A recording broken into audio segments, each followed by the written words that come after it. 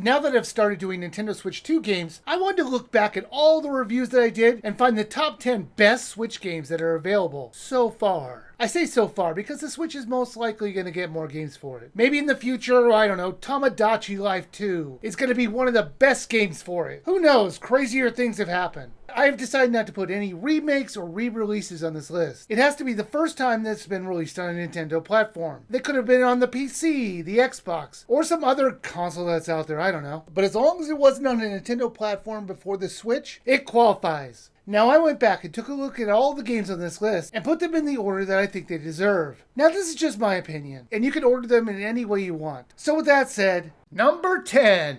Super Mario Maker 2. This is make your own Mario platformer game. I think the sequel is even better than the one on the Wii U, as it has a lot of quality of life changes. I wish this game got more updates, as I think adding in Super Mario Wonder assets would have sold even more copies of this game. This game uses tags in their levels, so it's easier to weed out the challenging level designs. In fact, I would say from just the few days this has been out, I've already seen a major improvement on game design. And unlike the previous games, this one really feels like it wants you to make the best levels. And they don't just leave you to your devices and hope for the best. They will train you and show you the best way to make you a better designer. And they do that in a very in-depth training module. This whole thing is taught by a woman and a bird. From what I saw, they never really explain why this bird is training you how to make levels. Why not use a Mario character? Why not Birdo? Number 9.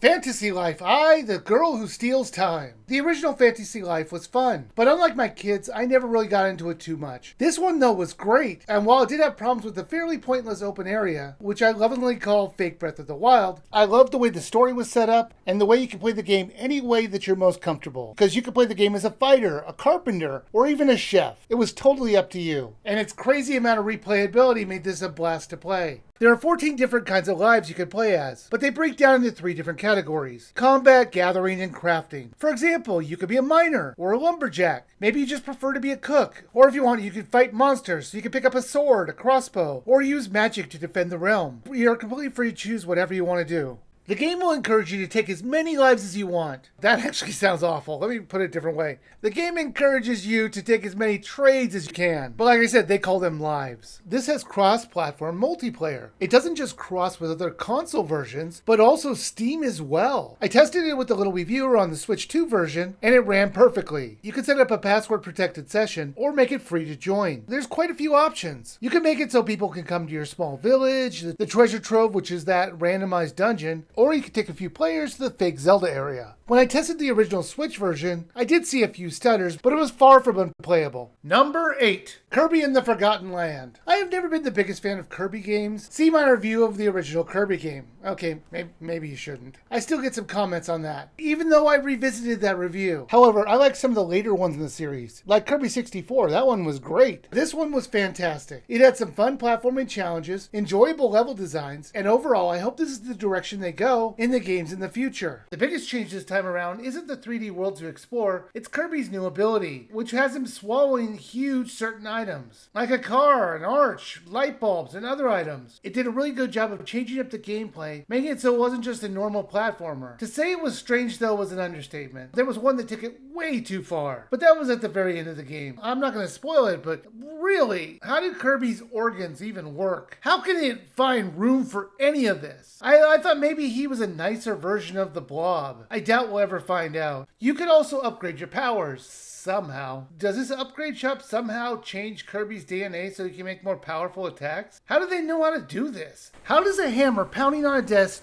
change Kirby's nature or abilities? This just never made any sense. But honestly, nothing usually does in Kirby games. Number 7. Super Smash Bros. Ultimate. I don't particularly like fighting games that much, but even I have to admit this one was pretty great. Playing it alone, it can be a bit dull. But if you pull this thing out at a party, it will be enjoyable for hours and hours. Plus the characters that you have to pick from were so different, and you could always find one that would fit your playstyle. Okay, what'd you think of the normal Smash battles? They're probably some of the best in recent years. See, I like stamina. I like that over stock. Who hurt you? That's what a normal fighting game is, stamina. Get rid of the only thing that makes Smash unique. I don't like the whole knocking people off of things. I like fighting till the other person's dead. Well, it helps add variety to the moves, so you can have moves that deal more launching power or more damage power, whereas doing that in stamina just gets rid of that. So what'd you think of the classic mode? I thought it was fun, but it can be a bit confusing for like some characters. Like, what is the madness that is Shulk's classic mode? Look, I started up on my Xenobladeology a few weeks ago, and I still have no idea what that's all about. Maybe we should actually mention what the classic mode's about. Right, because classic mode is different for each character, and it's supposed to be fan servicey for each. Like for Isabelle, it's you face only female opponents. For Villager, you go to different towns, I think? That one's a bit weird. Some of them make less sense than others. Number 6. Animal Crossing New Horizons. I love the Animal Crossing series, and after a few updates to this game, it became the best in the series. Now, it didn't have everything that I wanted, like why can't we expand nooks like the other games? It had so much more content though, like being able to craft items, and the stamps, which were kind of like achievements, made this very replayable game even better. They made it so you can only have one island per Switch, and that's fine for me. But you need to let everyone have equal footing. If you're not going to do that, give us the option to have separate islands. I loved watching the opening fire pit get together for the first player, and I assumed we'd get the same thing as a welcome to the island. But nope, they said welcome, here's a tent and a phone, have a nice life. We ran into the problem that the second player and third player ended up playing way more than the first. In fact, the first player doesn't even play anymore. If we want to build a bridge on our island, we have to log into them and then do it. Why? This makes no sense! Why not let the second or third player decide as well? Now I have said it before that I wish the villagers who come join you on the island were more interactive. And while they do more things outside and have new animations, the things they say still don't matter. I would love it if they gave them storylines that span days or weeks. Give them personalities that don't rely on goofy sayings. Let them marry each other. Get sick so we need to go on a quest to cure them. Give us any reason that we might want to hang out with them. Number 5. Super Mario Wonder. The Super Mario games are the pinnacle of platformers. They're always well made and fun to play. Super Mario Wonder exceeded my expectations for the series. And I loved the Wonder Seats and the way they came up with creative ways to change up the environment. They made every level worth finding them, because you never knew what was going to happen. Plus the new art styles and even the talking flowers added a fun change to the series. Now Mario and his friends have come to this new kingdom, and Bowser shows up, because of course he does, and steals their power. And he somehow turns into a castle, and we have to find more powerful seeds and get inside it, and get back the power that he took. Honestly, it's a pretty normal setup for a Mario game. I really like the new art style in this. It has a really colorful look to it. Plus the new character animations were great. I really enjoyed the flowers that would often comment on your actions in the level. They were often very funny. This is one of my favorites, only because I assume most people won't see the punchline, because they'll be too busy running past it. It's safe here.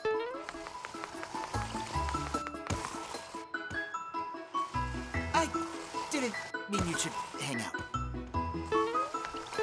The flowers' thoughts were often just funny asides about the action that was going on in the world, but sometimes they might hint you towards something that you might have missed. Number 4. Luigi's Mansion 3. I enjoyed the first Luigi's Mansion, and I found the second game okay at best. Luigi's Mansion 3, though, was fantastic. It had multiple floors which would have different themes to it, so you never knew what you might be walking into. Plus the fact that it wasn't mission-based already made it a lot better than the second game. Plus the ghosts were varied, and it was very enjoyable to catch them all. This has Luigi and company invited to a new hotel. They check in, and almost immediately the hotel changes to a desolate theme, and they're almost all captured. Save for Luigi, who bravely runs away and dives into a laundry chute. This being Luigi's third time in the ghost hunting business, you would think he wouldn't be scared all the time, but he shakes in fear on every floor he enters. Now, I'm not saying if I wasn't in that position, I wouldn't be myself in fear, but at a certain point, even I would gain a little confidence, knowing I have the power to stop pretty much anything I come across. Now, the floors have different themes, like a fitness center, or a shopping mall, or a medieval castle. I just have to assume it's a themed restaurant originally, like medieval times. The floor layouts really stretch the concept of a hotel to its breaking point. Sure, a film studio might rent a floor of a hotel, but it sure would be impractical. Plus, the floor layout when it came to multiple levels was just crazy. How can a floor have 2 levels? Or a ceiling so high a tree could grow? Number 3.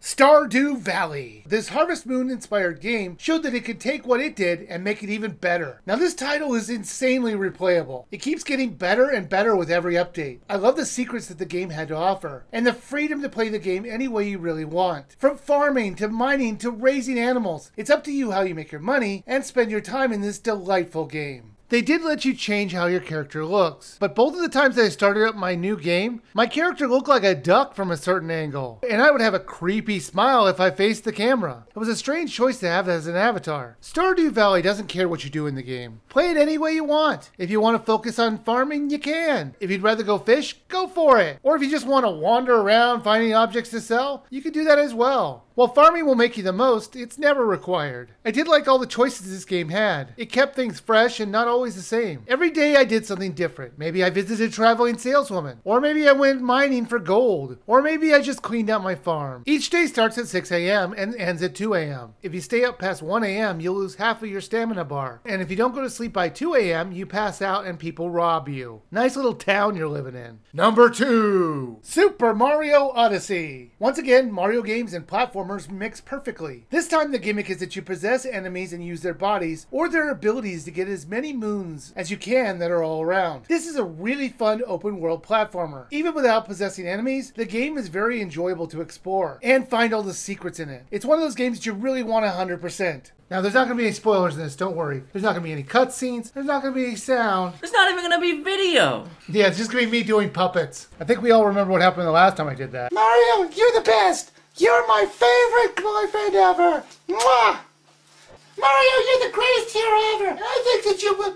Oh, I'm just working on this skit for the... I don't even want to know.